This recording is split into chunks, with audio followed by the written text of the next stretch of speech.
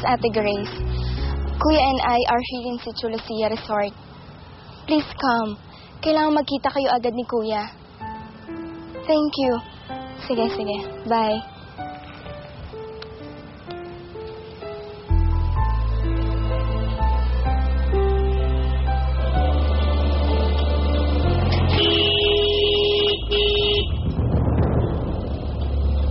Sorry, hindi ko na malayan.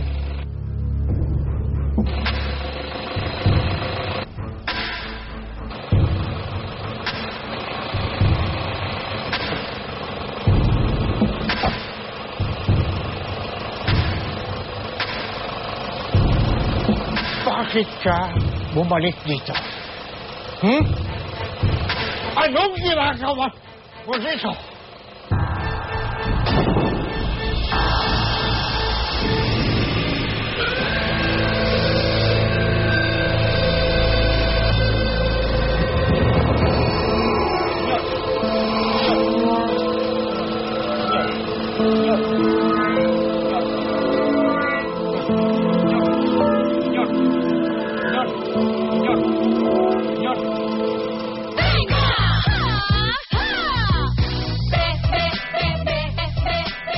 What's his condition, Doc? It's a coincidence na dito mo dinala sa Senior Plaza. We know very well his medical condition. His heart condition triggered by the incident, kanya kinakailangan niya ng mag-undergo sa triple coronary bypass surgery sa lalong madaling panahon. Hindi na rin makapaghihintay yung plano niya na sa Amerika magpa-opera. So far, we've seen 3 blocked coronary arteries.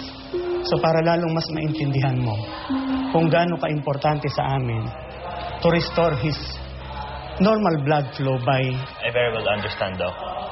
I'm a cardiovascular surgeon, and I practice in the States. You're a heart specialist?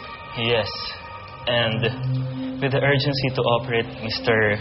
Plaza, and with your permission, gusto ko sana ako nang mag-opera.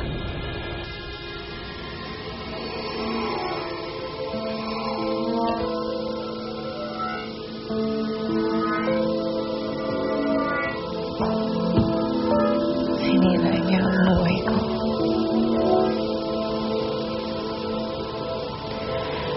Una si Mama. Tapos ako. Ito na ang chance para isumbat ko sa kanya ang lahat. Bakit kailangan magsakit pa siya sa puso?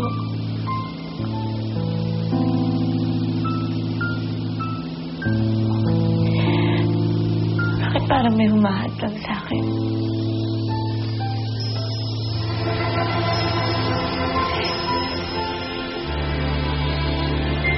Isusumbat ko. Lahat ng tinig sa dibdib ko, siya naman may gawa. This is so unfair. Bakit naman siya laging nanalo?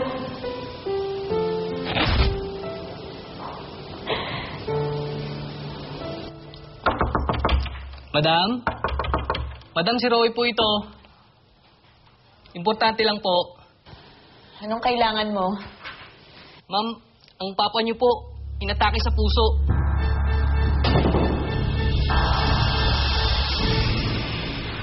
Hindi. Ayoko. Ayoko siyang puntahan. Ma'am Michelle, hindi pa po nagkakamalay si Senyor Marcelo. Puntahan naman po niyo siya. Kalimutan niyo na po kung ano man ang samaan ng loob ninyo. Ma'am, kahit po pagbalik-balikta rin po ninyo ang mundo, ama niyo pa rin siya. Kailangan niya po kayo. Puntahan niyo po siya ngayon. Habang buhay niyo pong pagsisisihan, ma'am, pag may nangyari kay Senyor Marcelo. Ama mo pa rin siya. Kailangan ka niya ngayon. Habang buhay mong pagsisisihan, Rochelle, kapag may nangyari kay Senyor Marcelo. Ayoko, ayoko, ayoko. We appreciate the offer, But we can't allow that. Hindi ka resident doctor ng ospital na ito. Kahit na license ka at nagpa-practice abroad, it's a risk for us. Dahil ano't ano man ang mangyari, we'll take full responsibility. I mean, hindi sa wala kaming tiwala, pero we have to follow rules.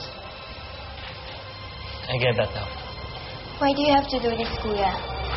Bakit kailangan pandalhin dito sa ospital ng matandang yon? Dito pa sa ospital na pag-aari ni Ate Grace. Hi, Han. Hi. Hi, Grace. Hi, Dad. Good evening, Director. Good evening. Dr. Flores, how's the patient?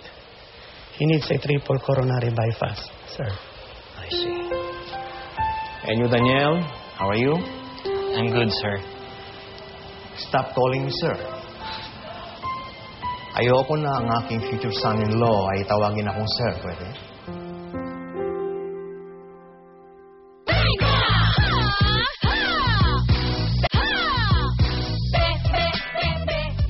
Dr. Flores, Daniel may not be a resident doctor here right now, but very soon he will join us, okay? Now, as owner of this hospital, ay pinayagan ko na operahan ni Daniel si Senyor Marcelo. Once na pumayag ang kanyang pamilya na isagawa ang bypass operation. Okay? I understand, sir. Pero may ilang issue lang tayo na dapat Ako na ang bahala doon. Just let Dr. Tan handle the operation, okay? Alam mo itong si Daniel, fiancé yan ng aking anak. At sooner or later ay magiging partner siya naming pamilya. And eventually, siya naman din ang magiging direktor ng hospital ng ito as soon as I retire. Get it? Okay, sir? I'm sorry for the inconvenience, Dr. Tan. You don't have to apologize, Doc. Paano po, Director Nera? Dr. Tan, mauna na po ako sa inyo. Okay. So, I leave as well. Ingat po kayo. Bye, Dad. What's this all about, Kuya? Nagpakabayani ka na nga dadalhin mo siya dito sa ospital? Tapos gusto mo ikaw pa mag-opera sa kanya? Ganun ka na ba talaga kabait? Or you're just being stupid? Ano? Inatasan po si Senyor Marcelo? Oo, pero